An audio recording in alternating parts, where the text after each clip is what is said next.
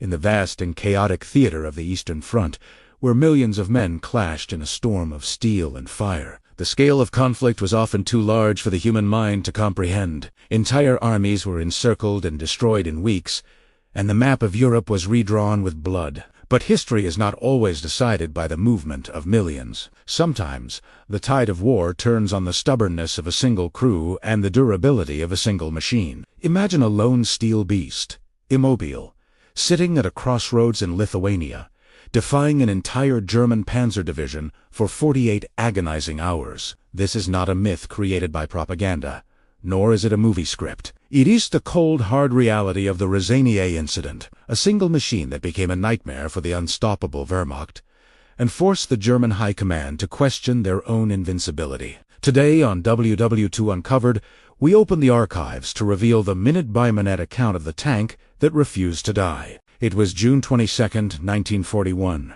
the day the world held its breath. Operation Barbarossa had begun, unleashing the largest invasion force in human history upon the Soviet Union. The German war machine smashed into the border defenses with unprecedented ferocity and speed, a tactic known to the world as Blitz. 3 million German soldiers surged forward, confident that the Red Army would collapse within weeks, just as the French and Polish armies had done before them. For the men of the 6th Panzer Division, commanded by General Franz Landgraf, the advance through the Baltic states felt less like a desperate war and more like a victory parade. They moved with frightening efficiency, capturing town after town, believing that nothing in the Russian arsenal could stop their momentum. They had conquered the West, and now they believed the East was theirs for the taking. On the other side of the line, the Soviet forces were in absolute disarray, suffering from a catastrophic lack of communication, ammunition, and leadership. Stalin's brutal purges of the late 1930s had left the Red Army headless, stripping it of its most experienced officers right when they were needed most. The surprise attack had left the defenders blind,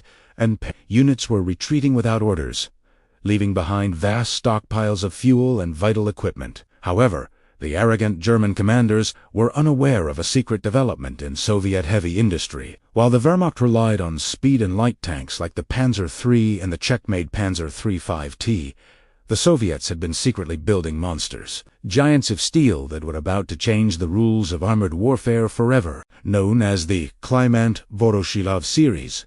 These heavy tanks were unlike anything the Western world had ever seen. Specifically, the KV-2 was a rolling bunker, a dreadnought designed for breaking fortifications. It was armed with a massive 152mm howitzer, a gun usually reserved for artillery behind the lines, capable of obliterating concrete bunkers with a single shell. Its armor was so thick that standard German anti-tank weapons were practically useless against it, bouncing off its hull like hail on a tin roof. It was slow, mechanically unreliable, and top-heavy to the point of being dangerous to drive, but in a defensive position, it was virtually invulnerable. As the 6th Panzer Division raced toward the Dubasa River, they were not prepared to meet a ghost from their nightmares. They were about to run into a single KV-2 that would halt their entire advance. The location of this historic standoff was near the town of Rosenier, a critical logistical point for the German advance towards Leningrad. The 6th Panzer Division had split into two battle groups,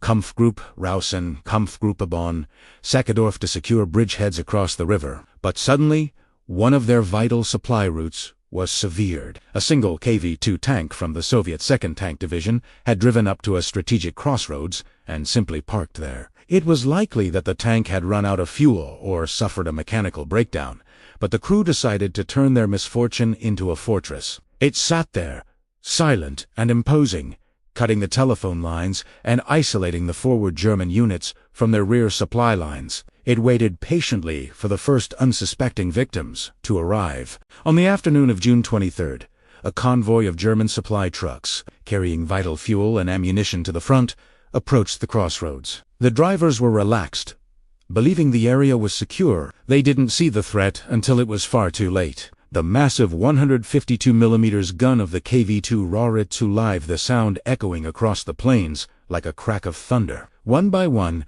the trucks were incinerated, exploding into balls of fire and twisted metal. The road was instantly blocked by burning wreckage, trapping the column. The surviving drivers scrambled into the ditches, Terrified and confused, unable to comprehend what had hit them, they radioed back to headquarters that a fierce Soviet counterattack was underway, unaware that their entire convoy had been destroyed by just one solitary tank. News of the ambush reached the German commanders, who immediately dispatched a battery of 37mm anti-tank guns to clear the obstruction. These guns were standard issue for the Wehrmacht, but the troops had cynically nicknamed them the Hero or Army door knockers because of their inability to penetrate heavy armor. The crews set up their positions with professional precision and opened fire, confident in their training. Shell after shell slammed into the KV-2, but the result was horrifying for the Germans. The rounds simply bounced off the thick Soviet steel, leaving nothing but gray smudges on the paint. The crew inside the KV-2 didn't even bother to move immediately,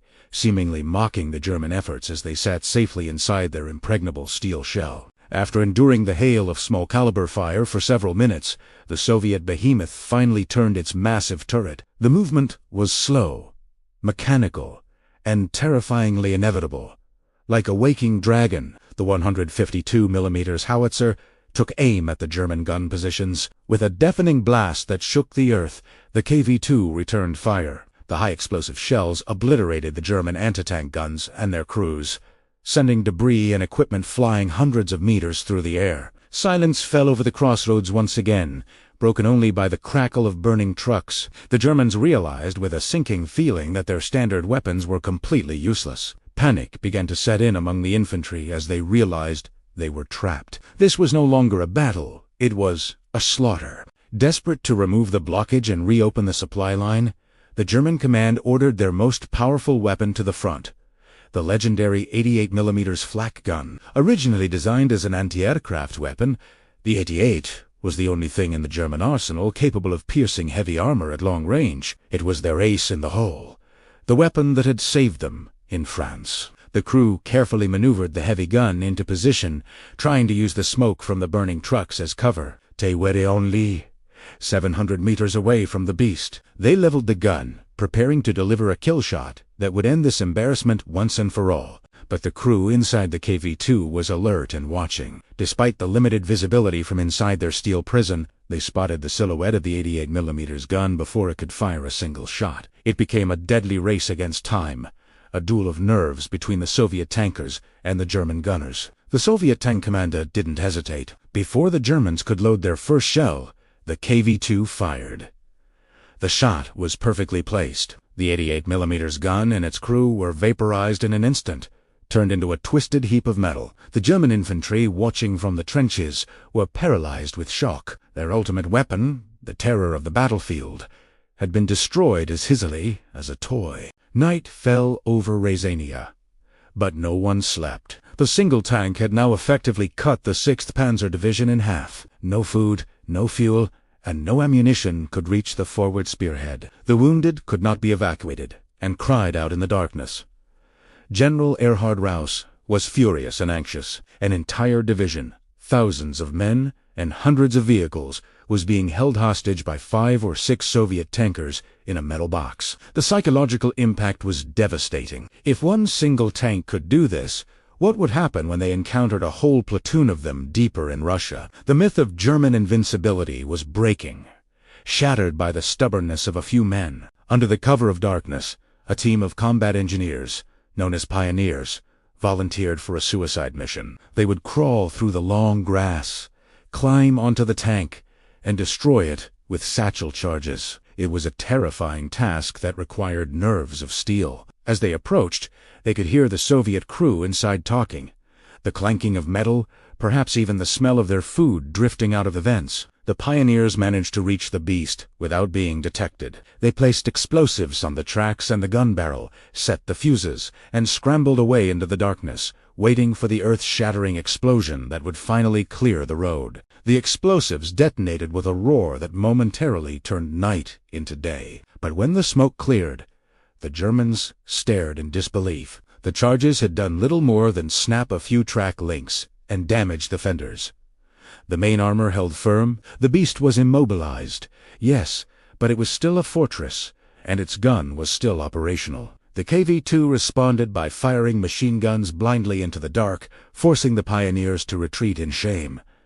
The monsters seemed immortal. For the Soviet crew inside, the heat, the noise, and the exhaustion must have been unbearable, yet they refused to abandon their post or surrender. They were fighting for time, and they were winning. The morning of June 25th brought a new level of desperation. The 6th Panzer Division was running on fumes, and the ammunition for the forward units was critically low. The blockade had to end immediately, or the offensive would stall completely. General Rauss devised a coordinated all-out attack. It required precision and sacrifice. Panzer 35 T-light tanks would launch a diversionary attack from the forest to distract the KV-2's crew. While the turret turned to face them, another 88mm flak gun would be positioned behind the tank to deliver a fatal strike. It was a gamble, a complex trap, but they had no other choice. The plan went into motion as the sun rose. The light panzer tanks emerged from the tree line, firing their machine guns and small cannons. The rounds clattered harmlessly off the KV-2,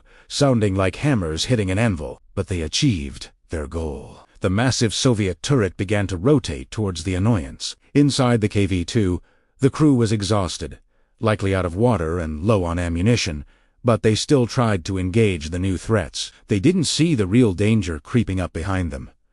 The trap was set. The beast was distracted, focusing its rage on the flies buzzing around it, unaware of the hammer about to fall, while the KV-2 focused on the light tanks. A second 88mm flak gun was silently rolled into position at the rear of the Soviet tank. This time, the German gunners had the element of surprise and a clear shot at the thinner rear armor. They didn't miss. The first armor-piercing shell screamed through the air and slammed into the rear of the KV-2. It penetrated the steel skin. Then a second shot followed. Then a third. Smoke began to pour from the hatches.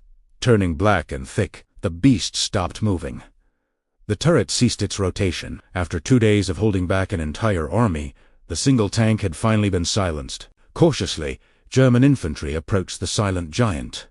Rifles raised, fearing it might still bite. They climbed onto the hull, marveling at the thickness of the armor plates. They found that only 2 of the 88mm shells had actually penetrated. Dozens of other scars from 37mm and 50mm shells marred the steel skin, having done absolutely nothing but scratch the paint. The Germans knocked on the turret, but there was no sound. When they finally pried open the heavy hatches, they found the bodies of the 6 Soviet heroes who had manned the machine. They had fought to the very last breath, surrounded, alone, and without hope of rescue. In a rare display of chivalry amidst the brutal war of annihilation, the German soldiers did not leave the Soviet crew to rot in the fields. Impressed by their impossible bravery and stoic resistance, they buried the tank crew with full military honors. General Rauss himself later wrote in his memoirs about the incident, expressing deep professional respect for the enemy, who had caused him so much trouble. The 6 unknown soldiers were laid to rest near the machine that had served as their fortress and their tomb. Their names were lost to the chaos of the retreat, but their deed was etched into the memory of every German soldier present. The road was finally cleared, and the German advance continued towards Leningrad. But the delay at Ryazanye was significant. It cost the Germans precious time, resources, and morale. More importantly, it shattered the illusion that the invasion would be easy. The KV-2 proved that the Soviets possessed technology and a will to fight that the German intelligence had fatally underestimated. The Ryazanye incident became a legend on both sides of the front, a story whispered in dugouts and command tents alike. It was the first sign that the Soviet Union would not fall as easily as France had. 2 days. 1 tank. 6 men. They held back the tide of history, if only for a moment. The story of the Ryazanye KV-2 serves as a powerful reminder that in war, technology matters, but the human spirit matters more. These men knew they were going to die, yet they stayed at their post, buying time for their comrades retreating in the east. This was just the beginning of the brutal conflict on the Eastern Front, but it was a stark warning of the bloody battles to come. Thank you for watching WW2 Uncovered. If you enjoyed this deep dive into classified history, make sure to like and subscribe for more untold stories. Until next time, keep the history alive.